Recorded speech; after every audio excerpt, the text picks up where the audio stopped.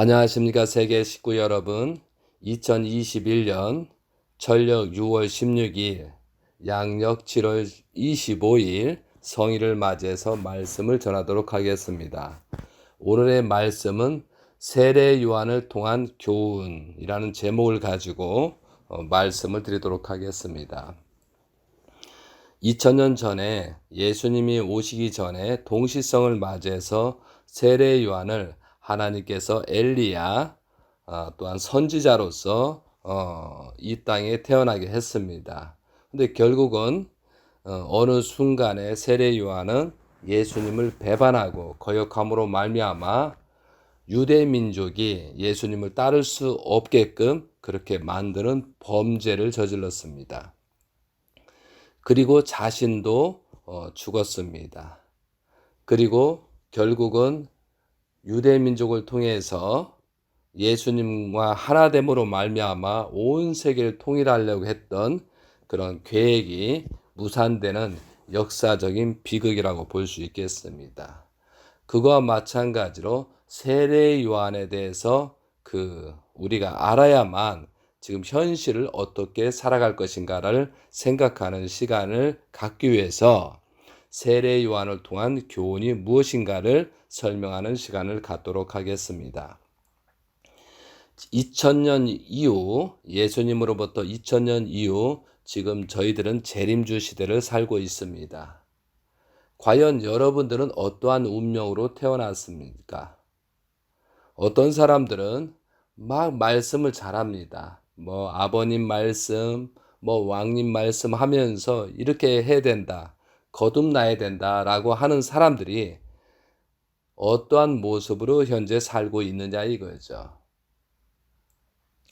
방에서 카톡만 하면서 남이 잘 돼서, 남이 열심히 해서 내가 복 받으려고 하는 그런 자세가 아닌가 생각하는 시간을 가졌으면 좋겠습니다. 우리들은 6천년 역사에 아담으로부터 가장 축복된 위치에 현재 살고 있다는 사실을 망각해서는 안 되겠습니다. 그것을 망각하게 되면 세례 요한처럼 엄청난 범죄를 저지를 수 있다는 사실을 우리가 알고, 지금 우리가 이 세례 요한을 통해서 교훈을 받음으로 새롭게 거듭나는 시간이 되셨으면 좋겠습니다. 먼저 그러면은 성경 말씀 누가복음 1장을 가보겠습니다. 누가복음 1장은 세례 요한이 하나님께서 어떠한 준비를 위해서 태어나게 만들었느냐라는 내용을 가지고 설명하고, 그 다음에 요한복음 1장, 2장을 통해서 세례 요한이 어디까지 사명을 했는가, 그리고 무엇 때문에 세례 요한이 배반하게 되었는가를 자세히 알아보는 시간을 갖도록 하겠습니다. 누가복음 1장입니다. 누가복음 1장 5절부터 세례 요한의 출생에 대해서 설명하는 시간을 갖도록 하겠습니다. 1장 5절입니다. 유대왕 헤롯 때에 아비야 반열에 제사장 한 사람이 있었으니 이름은 사가랴요, 그의 아내는 아론의 자손이니 이름은 엘리사벳이다. 이 두 사람이 하나님 앞에 의인이니 주의 모든 계명과 규례대로 흠이 없이 행하였더라. 그러니까 지금 세례 요한의 아버지 어머니 사가랴하고 엘리사벳은 의인이었다라고 쓰여 있습니다. 그리고 율법의 모든 계명을 규례대로 지키는 흠이 없는 자라고 그렇게 설명이 되어 있습니다. 7절입니다. 엘리사벳이 잉태를 못함으로 그들에게 자식이 없고 두 사람의 나이가 많더라. 마침 사가랴가 그 반열의 차례대로 하나님 앞에서 제사장이 직무를 행할 때 제사장의 전례를 따라 제비를 뽑아 주의 성전에 들어가 분향하고, 모든 백성은 그 분향하는 시간에 밖에서 기도하더니 주의 사자가 그에게 나타나 향단 우편에 선지라. 사가랴가 보고 놀라며 무서워하니 천사가 그에게 이르되 사가랴여 무서워하지 말라. 너희 간구함이 들린지라. 내 아내 엘리사벳이 내게 아들을 낳아 주리니 그 이름은 요한이라 하라. 너는 기뻐하고 즐거워할 것이요 많은 사람도 그의 태어남을 기뻐하리니 이는 그가 주 앞에 큰 자가 되며 포도주나 독한 술을 마시지 아니하며 모태로부터 성령의 충만함을 받아 이스라엘 자손을 주 곧 그들이 하나님께로 많이 돌아오게 하겠음이라. 그가 또 엘리야의 신령과 능력으로 주 앞에 먼저 와서 아버지의 마음을 자식에게 거스르는 자를 의인의 슬기에 돌아오게 하고 주를 위하여 세운 백성을 준비하리라. 사가랴가 천사에게 이르되 내가 이것을 어떻게 알리요? 내가 늙고 아내도 나이가 많으니라. 천사가 대답하여 이르되 나는 하나님 앞에 서 있는 가브리엘이라. 이 좋은 소식을 전하여 내게 말하라 하고 보내심을 받았노라. 보라, 이 일이 되는 날까지 내가 말을 못하는 자가 되어 능히 말을 못하리니 이는 내가 내 말을 믿지 아니할 것이니와 때가 이르면 내 말이 이루어지리라 하더라. 백성들이 사가랴를 기다리며 그 성전 안에서 지체함을 이상히 여기더라. 그가 나와서 그들에게 말을 못하니 백성들이 그가 성전 안에서 환상을 본 줄 알았더라. 그가 몸짓으로 뜻을 표시하며 그냥 말 못하는 대로 있더니 그 직무의 날이 다 되매 집으로 돌아가니라. 지금 이 말씀은 율법 시대에 1년에 한 번씩 그 성막에 들어갑니다. 그럼 성막에 들어가는데 지성소가 있어요. 지성소. 여기는 이제 1년에 한 번 속죄하게 들어갑니다. 그래서 여기에 들어가는 사람들은 죄가 없고 순결하면서 율법을 지키는 자야 되거든요. 그런데 이때 1장 9절에 보면 제사장이 전례에 따라 제비를 뽑아 주의 성전을 들어가서 분향하고 이렇게 되어 있거든요. 그런데 왜 제비를 뽑았느냐라고 하면요, 죄인이 이 지성소에 들어가게 되면 하나님의 땅, 하나님의 실체를 나타내는 지성소에 들어가기 때문에 죽습니다. 그래서 거의 대부분 이 말이 표기된 것은 사가랴가 어떤 인물이었는가를 알기 위해서 이 말을 언급한 거예요. 성경의 모든 말씀을 분석해 보면은 왜 제비를 뽑았느냐면 1년에 그 성막을 위한 그 기대 속에서 지성소에 들어가는 거 1년에 한 번이거든요. 모든 죄를 속죄하기 위해서 들어갑니다. 그런데 합당하지 않으면은 그 들어간 사람이 죽게 됩니다.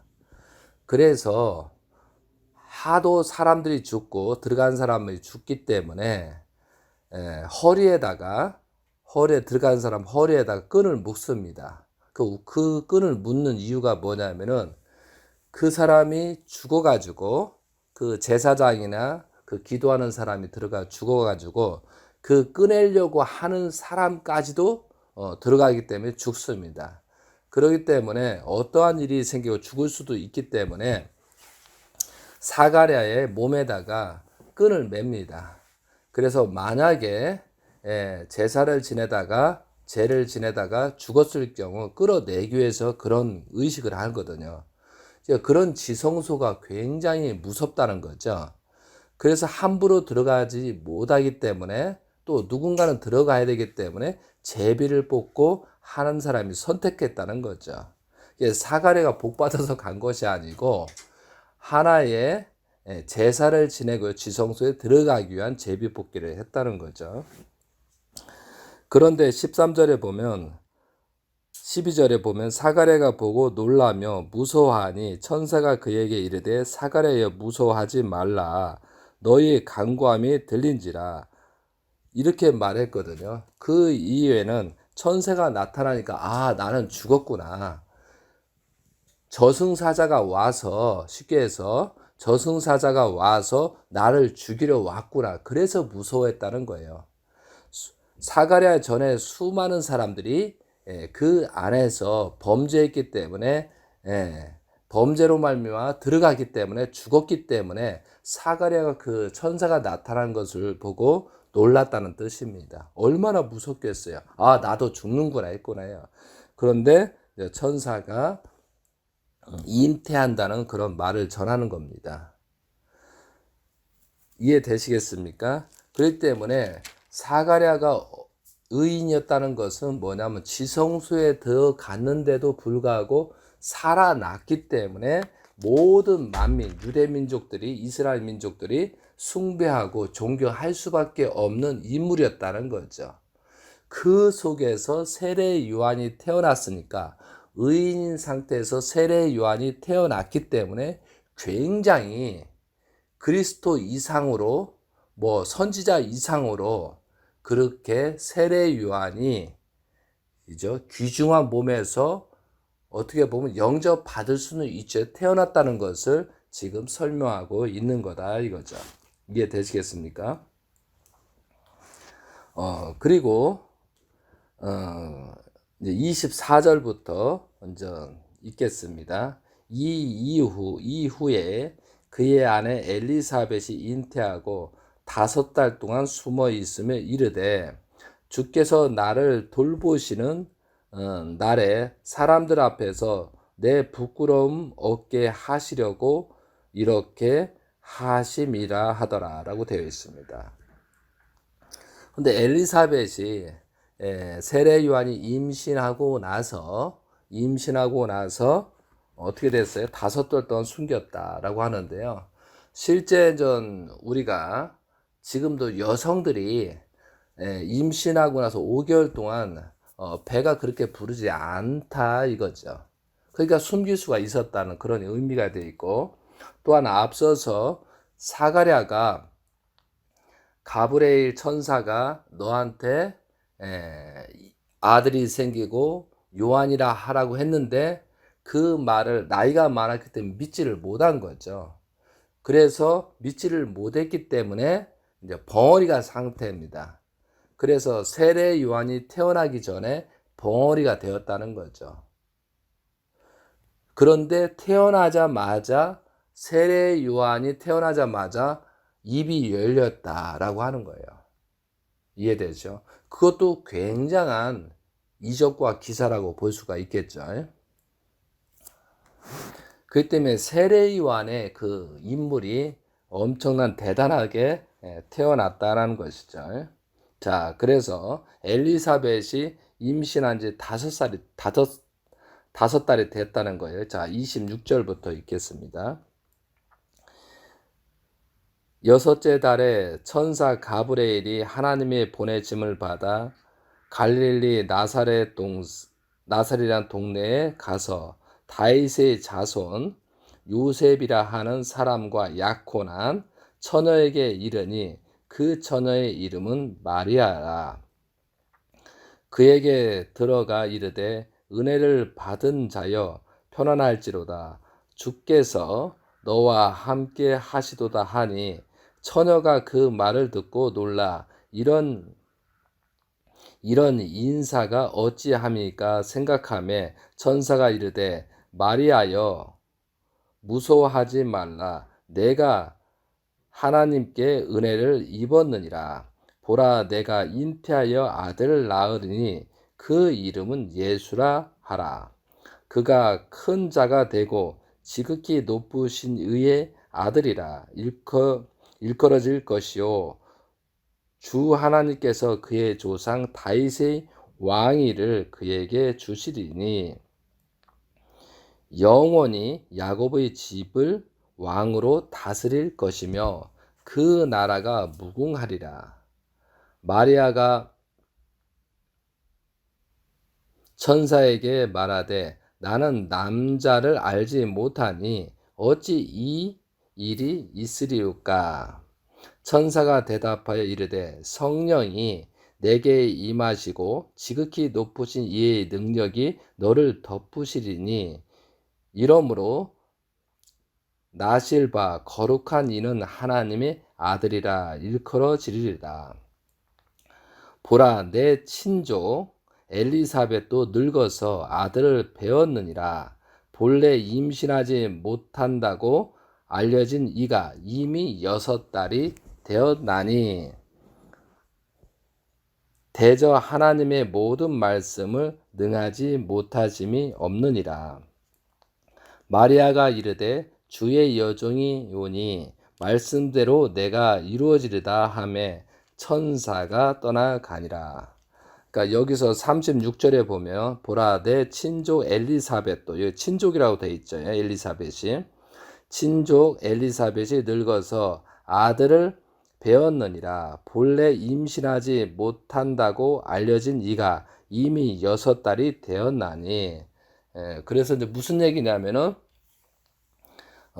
지금 예수님과 세례 요한이 6살 차이가 난다는 거죠. 6살 차이. 이게 굉장히 중요한 내용입니다.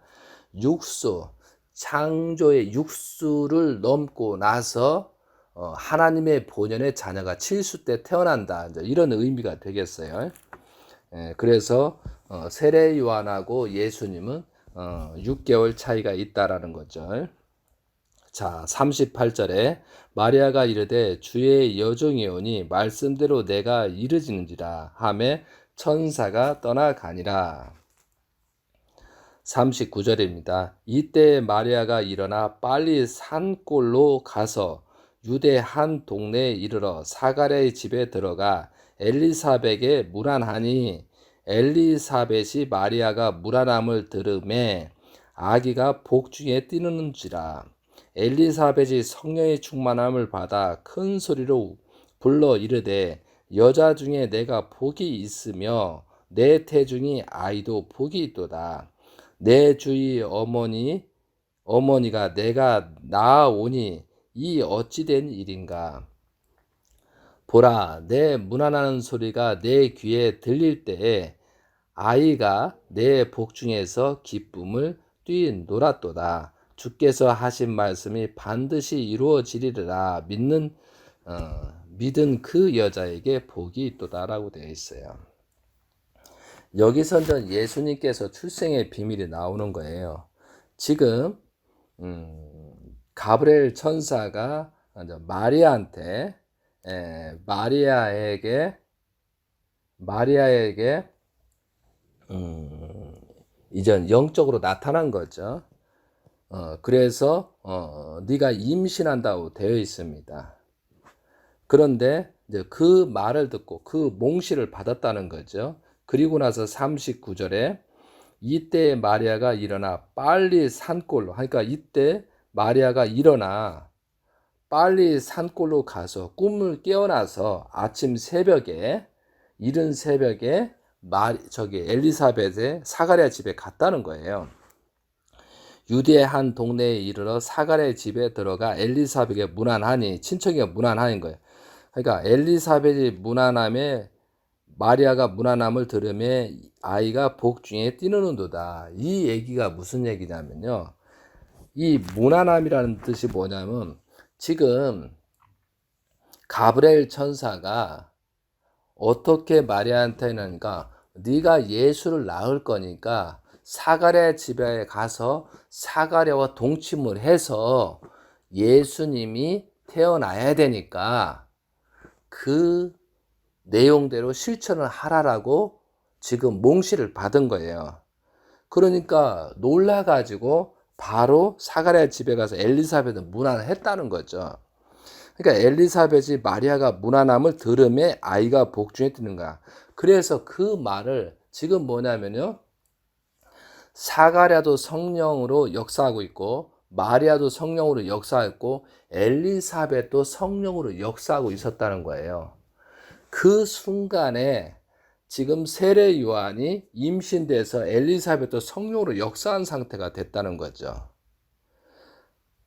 그런 상태에서 그죠? 지금 엘리사벳이 마리아가 말한 것을 다 수용을 하고 사가랴하고 동침하게 해서 사가랴를 통해서 마리아가 임신이 되었다라는 말에 간단하게 설명을 한 거라는 거죠. 그래서 이 상징과 비유로 말할 수밖에 없는 것은 뭐냐면은 만약에 사가랴와 엘리사벳 지정에 마리아를 통해서 그러니까 사가랴가 의인이잖아요. 사가랴가 제사장인데 여자를 범해서 잉태했다, 뭐 임시됐다라면 그건 사형이고요. 그러니까 죽습니다. 그 때문에 죽기 때문에 이 말을 언급할 수가 없어요. 그러나 성경에서는 상징과 비유로 말하고 적어놨다는 거죠. 그러니까 마리아는 성령으로 잉태했다고 지금 2000년 역사까지 온다는 거죠. 그죠? 마리아가 예수님을 성령으로 잉태했다. 왜? 사가랴를 통해서 낳았다고 하면은 율법적으로 모든 것이 안 맞기 때문에 성령으로 잉태했다라고 할 수밖에 없는 사항이라는 거지. 이런 말씀들을 아버님께서 재림 예수님께서 말씀해서 저희들이 알 수 있게 됐다는 거죠. 자, 그리고 자, 창세기 1장 27절을 다시 보겠습니다. 지금 이 얘기는 사가랴가 세례요한 운명에 대해서 말씀하는 거잖아요. 자, 27절입니다. 그가 또 엘리야의 신령한 능력으로 주 앞에 먼저 와서 그러니까 예수님을 받드는 인물이라는 것을 세례 요한의 그 사명을 지금 가르쳐 주는 거잖아요. 아버지의 마음을 자식에게 거스르는 자를 의인의 슬기에 돌아오게 하고 주를 위하여 세운 백성을 준비하리라. 이렇게 언급되어 있잖아요. 그러니까 예수님이 오시기 전에 예수님이 출발하기 전에 세례 요한이 사명을 해서 모든 백성들을 교육하고 훈련을 시켜서 예수님을 따를 수 있게끔 그렇게 만들라는 얘기잖아요. 이렇게 사가랴 또한도 세례 요한에 대해서 운명에 대해서 알고 있고 그 말을 엘리사벳은 전달을 했다는 거예요. 이해되시겠습니까? 자, 그리고 자, 46절부터는 마리아의 창가가 되는 거고요. 자, 56절을 보겠습니다. 56절. 마리아가 석 달쯤 함께 있다가 집으로 돌아가니라. 그러면은 마리아가 석 달쯤 함께 있다. 석 달 정도 지나서 좀 있다 함께 있다가 집에 돌아가니라. 이것은 뭐냐면 세례 요한이 태어나기 전까지는 사가랴와 엘리사벳이 은혜를 성령으로 받고 있기 때문에 마리아를 내쫓지 않았다는 거예요. 그런데 세례 요한이 정말로 엘리사벳을 통해서 태어났잖아요. 태어남으로 자기 자녀가 중심으로 사탄이 역사한 거예요. 사가랴와 엘리사벳이. 태어났기 때문에 마리아한테 임신한 그 마리아를 내쫓아 버렸다. 이 얘기가 되는 거예요. 그러니까 세례 요한이 태어나기 전까지는 태어나지 않을 수도 있었다는 거죠. 왜? 사가랴하고 엘리사벳이 많이 나이가 많았기 때문에. 그러니까 태어나자마자 자기 자식이 소중함을 알고 누구를 내쳤어요? 예수님을 임신한 마리아를 내쳤다는 것이 이게 역사의 기록입니다. 그래서 석 달쯤이라고 써 있는 거예요. 자, 57절입니다. 엘리사벳이 해산할 기한이 차서 아들을 낳으니 이웃과 친족이 주께서 그를 크게 긍휼히 여기심을 듣고 함께 즐거워하더나 8일이 되매 아이를 할례하러 와서 그 아버지의 이름을 따라 사가랴라 하고자 하더니 어머니가 대답하여 이르되 아니라 요한이라 할 것이라 하매 그들이 이르되 내 친족 중에 이 이름으로 이름한 이가 없다 하고 그의 아버지께 몸짓으로 무엇으로 이름을 지으려 하는가 물으니 그가 서판을 달라 하여 그 이름을 요한이라 쓰매 다 놀랍게 여기더라. 그러니까 지금 엘리사벳도 기죠. 요한이라고 하고 사가랴도 요한이라고 서판에 썼다. 왜냐하면 그 땅까지 벙어리였으니까. 이에 그 입이 곧 열리고 혀가 풀리며 말을 하여 하나님을 찬송하니 그 근처에 사는 자가 다 두려워하고 이 모든 일에 온 유대 산골에 두루 퍼짐에 듣는 사람이 다 이 말을 마음에 두며 이르되 이 아이가 장차 어찌 될까 하니 이는 주의 손이 그와 함께 하심이더라. 이것이 뭐냐면은 지금 세례 요한이 태어날 때 이적과 기사처럼 엄청난 일이 벌어진 거예요. 사가랴가 성전에 들어가서 지성소에 들어갔는데 살아났기 때문에 의인이라고 온 세상에 퍼졌다는 거죠. 근데 또 나이가 많은 상태에서 엘리사벳이 임신해서 태어났거든요. 근데 태어나는 과정에서 가브리엘 천사가 세례 요한이 태어난다 할 때 믿지 않으니까 사가랴가 벙어리가 됐다가 또 그 요한이라는 계시를 받고 쓰고 나서 태어나자마자 이름 지을 때 입이 풀려가지고 벙어리에서 말을 할 수 있는 입장이 됐다는 거죠. 그것이 온 동네의 소문이어서 세례 요한의 그 선지자의 인물이 엄청나게 모든 사람들이 세례 요한 말을 들을 수밖에 없는 그런 환경으로 선지자를 선택해서 하나님이 그렇게 보내셨다는 거죠. 이해되셨습니까? 그리고 그런데 그렇게 의인이었지만 자기 자식을 중심 삼고 하다 보니까 그 선지자 엘리야의 사명을 받은 세례 요한을 그리스도로 만들려고 하는 그런 사탄 역사가 벌어지기 시작했다는 거죠. 이해되셨어요? 그래서 마리아를 석 달쯤 함께 있다가 집으로 돌아가니라 이거죠. 여러분들이 지금 제가 이제 이 말씀을 왜 말씀을 드리느냐.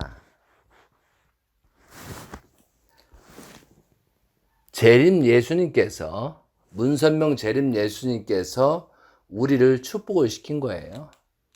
그리고 우리 축복에 2세, 3세들이 있어요. 그리고 재림 예수님 또한도 3대 창조 목적에 완성한 실체의 대신자를 세웠거든요. 그런데 대신자를 섬기는 축복 가정들이 2세들을 만들어야 되는데 그렇지 않고 1세들이 힘들다 뭐하다 해가지고 희생이 되는 것을 싫다 해가지고 지금 자기 중심적으로 1세, 2세, 3세를 키우고 있다는 사실이에요. 그럼 지금 사가랴 엘리사벳이 마리아를 내쫓았잖아요. 그리고 내 자식을 그리스도로 만들려고 하는 사탄 역사가 시작됐다는 거죠. 그걸 보았을 때 우리는 문선명 재림 예수님께서는 참 자녀, 자기 친족 자녀를 보호하지 못하고 가인을 사랑하는, 가인의 축복 가정을 사랑하는 그런 조건의 메시아의 사명을 완수하신 거거든요. 그럼 가인 편에 있는 축복 가정들이 참 가정을 자기 자식보다도 돌봐야 되는데 그렇게 하지 못했다는 거예요.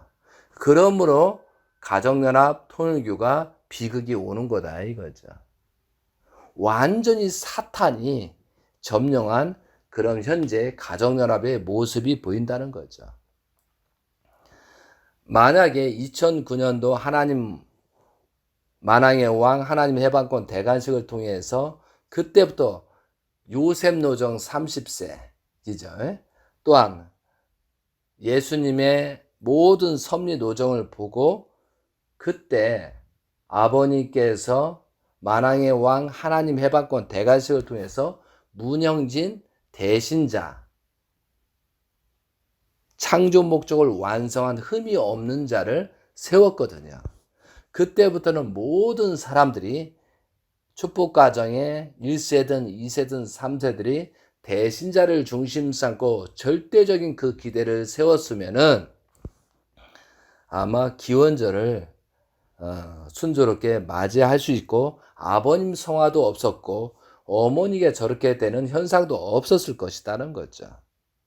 그런데 축복가정들이 2세 교육을 잘못시키고 3세 교육을 잘못시킴으로 말미암아 자기 사가랴 중심 엘리사벳처럼 세례 요한을 중심 삼고 자기 아들은 귀한데 참 부모 대신자를 귀하게 여기지 않고 자기 자식보다도 동격으로 여기거나 오히려 대신자를 낮은 자리에 세우면서 그런 조건을 세웠다는 사실을 지금 드러나고 있다는 거죠.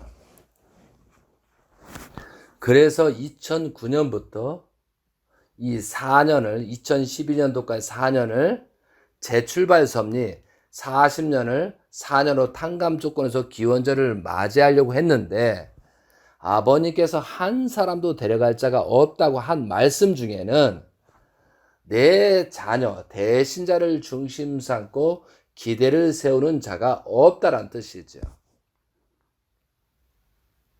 그것이 역사의 기록이 나오는 거예요. 그리고 후순만대 지금 우리가 세례 요한의 운명처럼 가장 귀하고 값진 인물로서 태어난 입장이라는 거죠. 그런데 누구 때문에? 세례 요한 본인이 아니고 본인보다도 사가랴하고 엘리사벳 어머니와 아버지가 잘못함으로 말미암아 엄청난 비극이 시작됐다는 거죠. 그래서 마리아를 내쫓았다는 거죠. 자, 창세기 누가복음 2장에는 예수님에 대한 내용이 나오니까 이것은 다음 시간에 하는 걸로 하고요. 자, 그러면 세례 요한이 어떤 입장인 것을 요한복음에 자세히 설명하고 있습니다. 세례 요한이 태어났는데 어떤 입장이냐고요? 자, 오늘은 시간 관계상 1장 19절부터 세례 요한의 증언하는 얘기를 들어보도록 하겠습니다. 자, 요한복음 143페이지 요한복음 1장 19절입니다. 제가 하겠습니다. 같이 합시다. 유대인들이 예루살렘에서 제사장들과 레위인들을 요한에게 보내어 내가 누구냐 물었을 때 요한의 증언이 이러하니라. 요한이 드러내어 말하여 숨기지 아니하니 드러내어 하는 말이 나는 그리스도가 아니라 한데 또 묻되 그러면 누구냐 내가 엘리야냐 이르되 나는 아니라 또 묻되 내가 그 선지자냐 대답하되 아니라 또 말하되 누구냐 우리를 보낸 이들에게 대답하게 하라.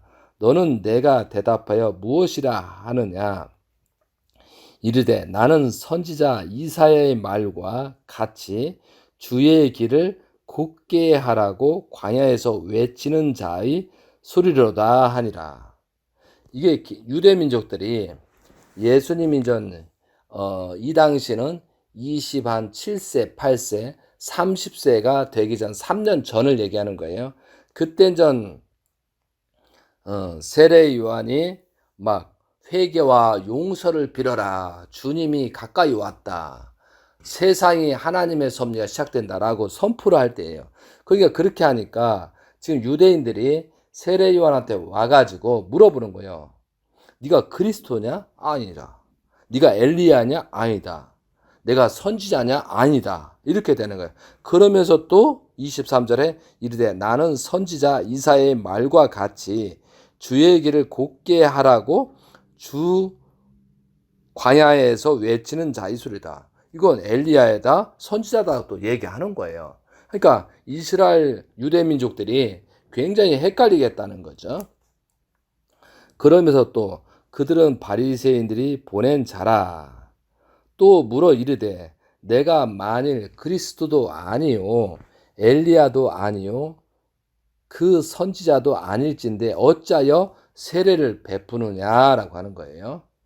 자, 요한이 대답하되 나는 물로 세례를 베풀거니와 너희 가운데 너희가 알지 못하는 한 사람이 섰으니 곧 내 뒤에 오시는 그이라.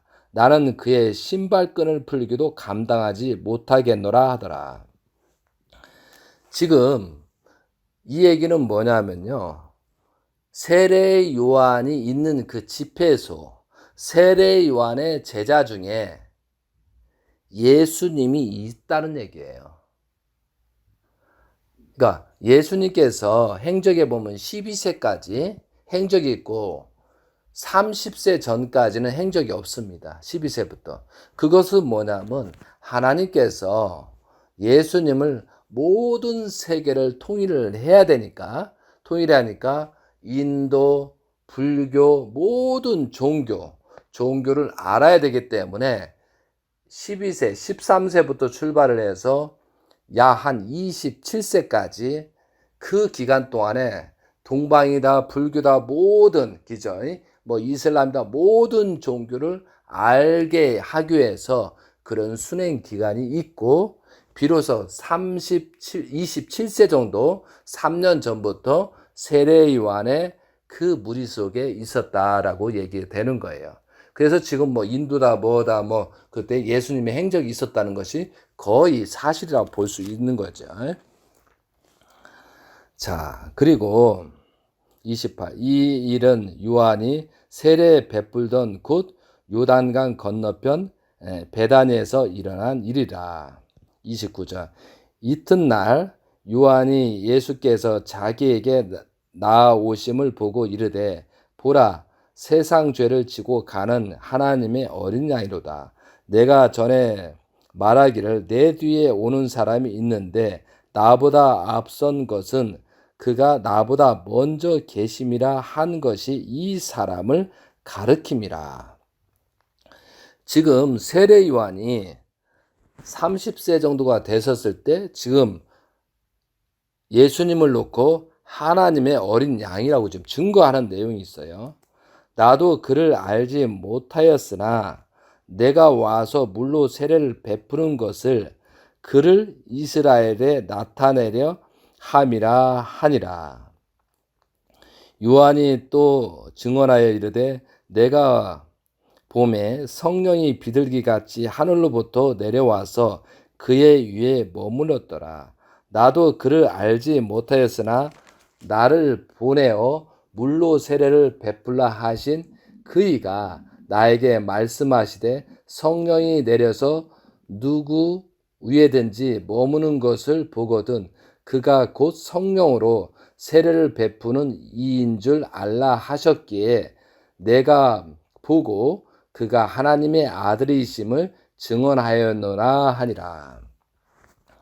지금 세례 요한도 전혀 몰랐었어요. 누가 하나님의 아들이 메시아이신 예수님이신지. 그런데 세례 요한도 지금 본인이 세례를 줄 때, 물로 세례 줄 때 성령으로 역사하는 모습이 나타날 때 그 사람이 메시아라는 것을 알려주 몽시로 성령으로서 받고 있었다는 얘기가 여기 나오잖아요. 그러니까 세례 요한도 자기도 모르는 가운데 성령으로 그 세례를 줄 때 나타나는 현상을 보고 예수님이 메시아인 줄을 알게 되었다라는 거죠. 그리고 여기에서는 세례 요한이 증거하고 떠났다는 게 아니고 세례 요한이 어떤 일을 했는가를 오늘 이 중요한 부분을 설명하는 거예요. 세례 요한이 예수님을 금방 배반한 것이 아니고 예수님을 위해서 제자를 보냈다는 사건들이 있는 거예요. 35절. 또 이튿날, 다음 날이에요.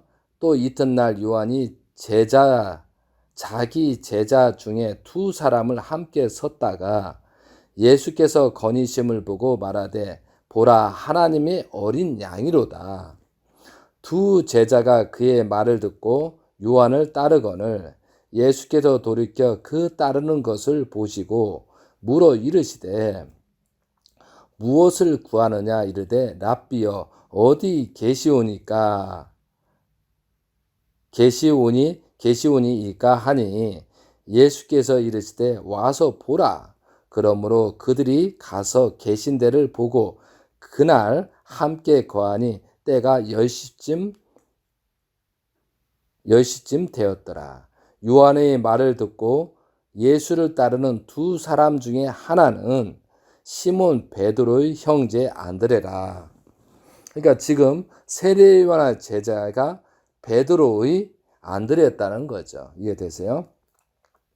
그리고 이제 여기에 그러니까 두 사람 중에 안드레하고 또 한 사람이 있었다는 거죠.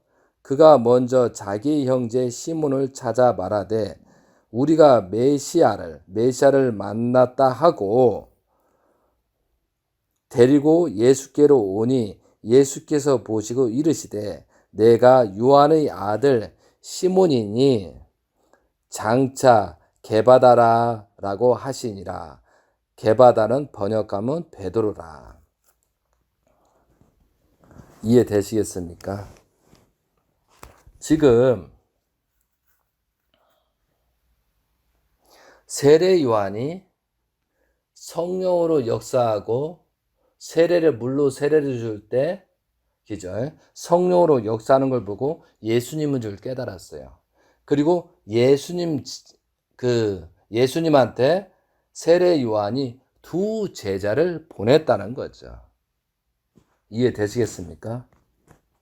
그래서 세례 요한이 지금 예수님을 제자를 보내고 따르고 있었다는 거죠. 그런데 어느 순간에 예수님을 배반하게 됐다는 사건이 무엇인가, 이게 중요한 거예요.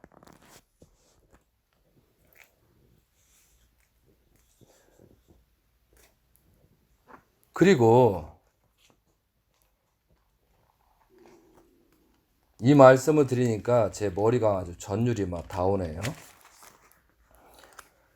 세례 요한이 예수님을 따르다가 왜 갑자기 변해서 세례 요한이 예수님을 배반하게 됐느냐? 이 사건이 엄청난 사건이에요. 재림 예수님의 말씀집에 보면은 사가랴하고 엘리사벳에서 나옵니다. 근데 엘리사벳이 세례 요한에게 말을 잘못 전달했다는 거죠. 사가랴에 대한 출생의 비밀을 말하면서 예수님과 세례 요한을 원수로 만들었다는 거예요. 어떻게 보면 사가랴를 통해서 배다른 형제가 나온 거잖아요. 근데 그 엘리사벳이 잘못된 말을 전달해서 더욱더 예수님을 섬기게 만들어야 되는데 오히려 석 달쯤 있다가 마리아를 내쫓았다는 것은 사가랴하고 엘리사벳이 세례 요한을 메시아로 만들려고 하는 사탄의 역사가 있었기 때문에 네가 그리스도고 예수님은 없다는 거죠. 자, 그 얘기는 뭐냐면 석 달쯤 있다 내쫓았잖아요. 그리고 예수님의 행방을 알 길이 없었어요. 이해되시겠습니까? 그러니까 그리고 자, 마태복음 2장에 누가복음 2장에 나오는 거 보면은 지금 예루살렘으로 갈릴리에서 예루살렘을 가잖아요. 예수님이 엄청난 쫓기는 현상이 생겼다는 거죠. 그런데 호적하는 제도도 나오잖아요. 그 말이 뭐냐면 하나님께서 사가랴고 엘리사벳이 요셉의 마리아가 태어난 것을 보면은 죽일까봐 온 동네를 호적 제도를 만들어서 예수님이 어디서 태어나는지를 모르겠다는 거예요. 그것이 비극의 역사라는 거죠. 이해되시겠습니까? 그거에 대해서는 다음 시간에 설명을 하고 지금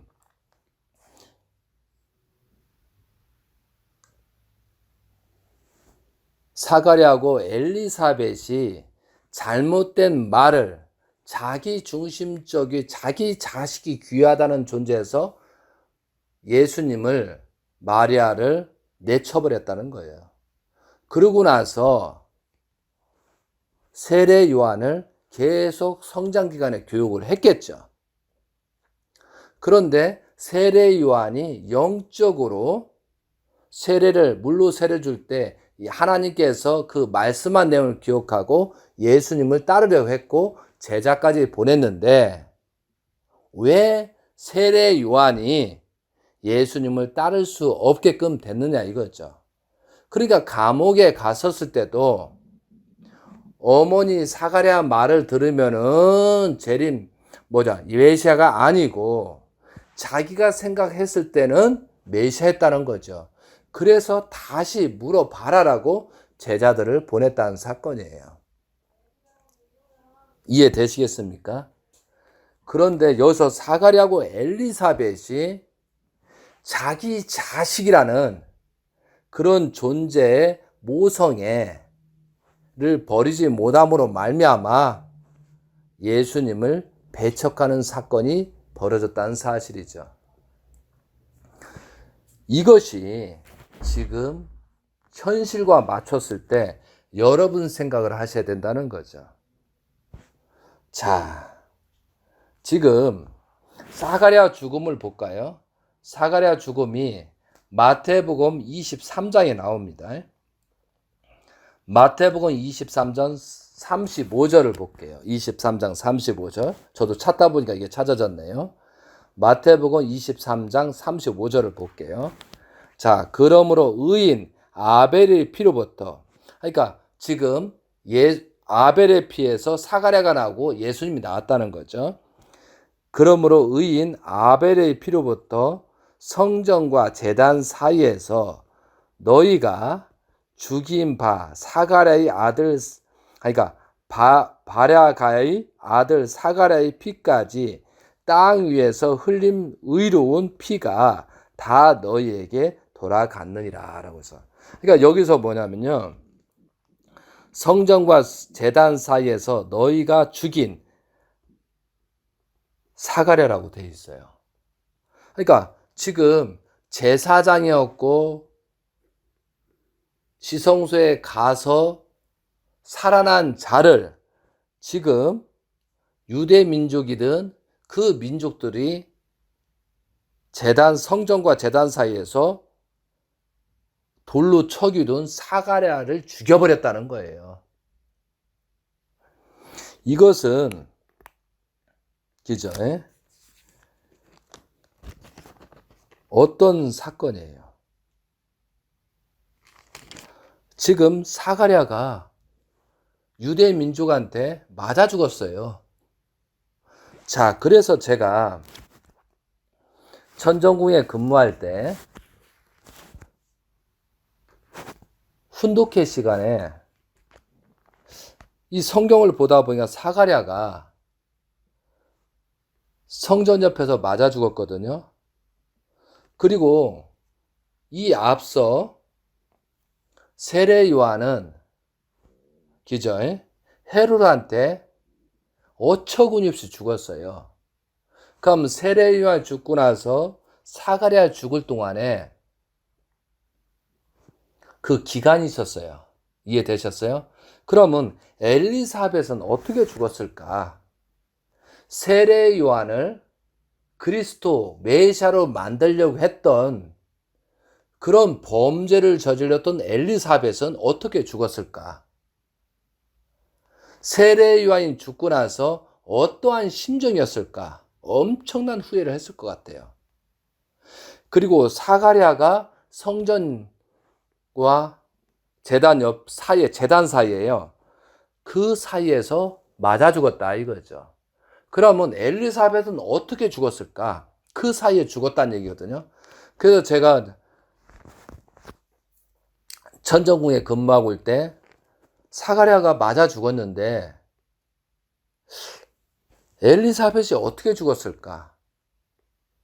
아마 자살했을 것이다 생각을 한 거예요. 저 훈독기 안에서요. 아버님은 앞에서 말씀하실 때 제가 마음속으로 엘리사벳이 어떻게 죽었을까?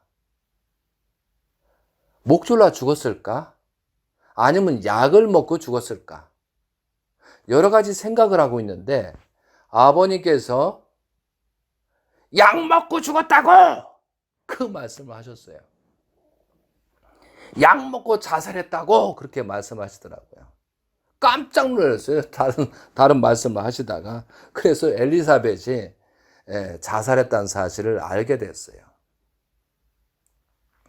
이런 비극 역사가 벌어졌어요. 자, 그리고 마태복음 11장 11절을 갑시다.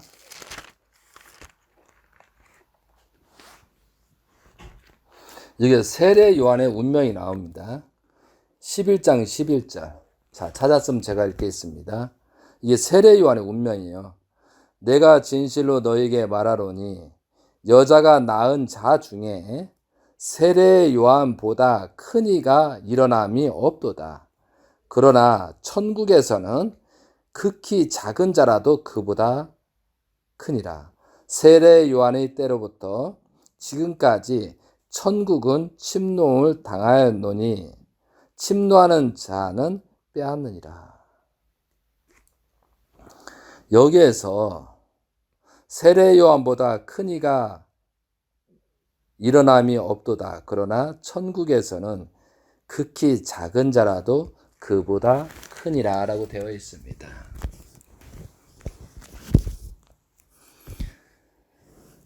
여러분, 지금 우리가 가정연합이든 통일교든 권한권에 돌아왔든 간에 우리들 2세들을 어떻게 할 것이냐. 어떻게 보면 2세들은 세례요한 같은 운명이라고 봐야 되잖아요. 그렇기 때문에 과연 메시아를 중심 삼고 재림 예수님을 중심 삼고 참된 혈통을 중심 삼고 보호하지 않는 그런 2세, 3세를 만들어 놨다고 하면은 결국은 이런 결과가 생긴다는 거죠. 이것이 예수님 때 세례 요한을 통한 엄청난 교훈을 우리가 알아야 된다는 거죠. 자, 그렇게 부귀와 영화 모든 존경 속에서 세례 요한이 태어났는데 사탄이 사가랴한테 들어가고 엘리사벳이 들어감으로 말미암아 예수님을 따를 수 없게끔 그렇게 교육을 시킨 성장 과정이 있었다는 거죠. 그렇지만 세례 요한은 하나님께서 계시받은 내용에 따라서 물로 세례를 줄 때 하나님의 성령 역사, 성령이 비둘기처럼 날듯이 역사할 때 예수님을 그래도 따르려 했었다 이거죠. 그런데도 불구하고 세례 요한은 예수님을 따르고 제자까지 보냈는데 갑자기 세례 요한이 예수님을 따르지 못한 것은 엘리사벳이 출생의 비밀을 말하면서 세례 요한을 그리스도로 만들려고 했기 때문에 세례 요한이 엄청난 갈등에 빠졌다는 거죠. 그러므로 세례 요한이 결국은 헤롯한테 죽게 되는 거죠. 그래서 여러분들이 사탄이 되면 큰 사탄이 친자, 헤롯처럼 사탄이 되면 큰 사탄이 친다는 교훈을 여기서 알아야 된다는 거죠. 하나님께서 심판하는 것보다도 사탄은 보다 큰 사탄이 심판한다는 거죠. 지금 제가 2009년도 만왕의 왕 하나님 해방권 대관식을 통해서 시작이 됐잖아요. 근데 우리는 대신자를 중심 삼고 기대를 세우지 못해서 기원절을 맞이하지 못했어요. 그래서 2013년도 1월 13일 날 기원절을 실패하고 말잖아요. 천일국 왕님, 문영진 천일국 왕님께서는 2013년도 천력으로 1월 23일 날 다시 섭리를 재출발하기 위해서 미국 광야로 예수님께서 예루살렘을 가고 애굽으로 가는 것처럼 그런 섭리적인 내용이 생겨버렸다는 거죠. 그리고 다시 8년이라는 요한계시록 12장, 11장부터 12장, 13장, 14장을 성취하면서 미국에서 새롭게 섭리를 하고 계시거든요. 그러니까 여러분들이 성경을 모르고 요한계시를 모르다 보니까 천일국 왕님께서, 문영진 천일국 왕님께서 어떻게 섭리한다는 그런 내용을 모르다 보니까 외형적으로만 평가하고 오히려 2세들, 3세들이 대신자를 비난하고 있다는 거죠. 이것이 세례 요한의 비극이라는 거죠. 자, 이승만 정부 때 이기붕의 박마리아 사건이 있었죠. 이승만이 대통령이 돼서 어떻게 보면 바로왕처럼, 예수님과 바로왕처럼 예수님을 기독교인 장로였으니까 이승만이가 그러면은 거기에 매서 예수님을 통한 한국을 그렇게 복귀하려고 했잖아요. 그런데 거기서 반대한 자 이기붕, 박마리아 사건이 있잖아요. 그것이 박마리아 이화에 대해 사건이 생기잖아요. 그런데 결국은 그 정부도 아버님을 영접하지 못하, 재림 예수님을 영접하지 못함으로 말미암아 그 정부가 무너지고 또한 이기붕과 박마리아는 이강석한테 총으로 운명을 같이 하는 죽음으로 가잖아요.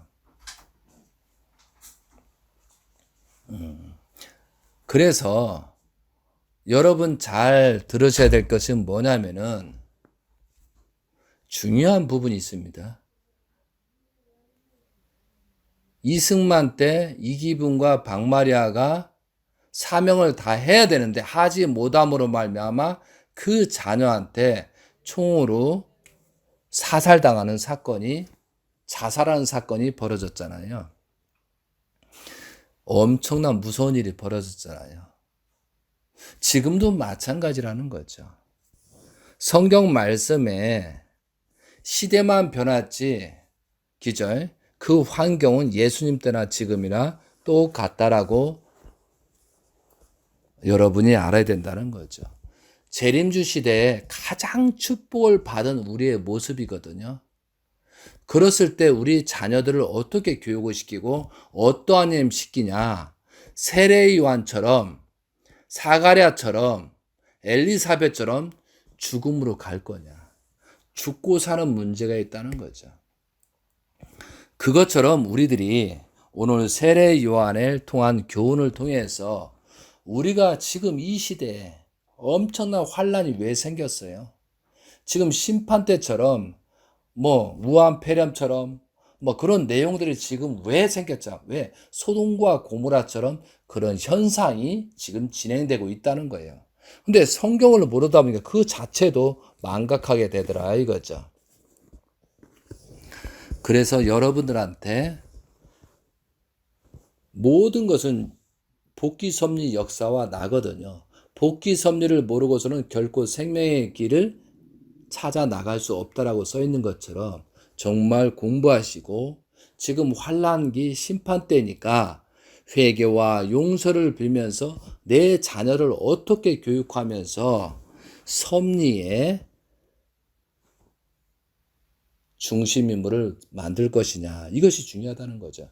세례 요한처럼 가장 귀하고 큰 자를 만들었지만 영계에 가서는 그죠? 가장 낮은 자가 됐다. 잘못하면 여러분들이 1세든 2세든 3세든 간에 잘못하면은 영계의 세계에 가면은 가장 낮은 자가 됐다. 여기서 돈, 명예, 그거 크게 의미가 없다는 사실을 아시고 정말 회개와 용서를 빌면서 출발하고 생각하고 깊이 생각하면서 지금 이 시대를 살아가는 여러분이 되셨으면 좋겠습니다. 그런 마음으로 정말 우리가 회개와 용서를 빌면서 거듭날 수 있는 여러분의 지금 이 시대 심판 때 또한 어떻게 보면 희망의 때라는 거죠. 전일국 왕님이 중심 삼고 우리가 하나 돼서 정성과 기대를 세우는 여러분이 되셨으면 좋겠습니다. 정말로 우리는 무지하기 때문에 지금 범죄를 저지르고 있습니다. 아버님 성화라든가 참가정이 어렵게 된 거 모든 책임은 믿음의 기대가 실체의 기대가 없기 때문에 그런 결과체가 나타나는 그런 사실을 알고 회개와 용서를 빌면서 이 시간부터 거듭나서 세례 요한처럼 희생되는 일이 없도록 하실 수 있는 우리가 되자 이거죠. 그런 의미에서 오늘 세례 요한에 대한 교훈 말씀을 드렸습니다. 이상으로서 말씀하고 정말 무더위에 건강하시고 생각하고 값진 한 해가 되시기 부고 7월달 맞이하시기 바랍니다.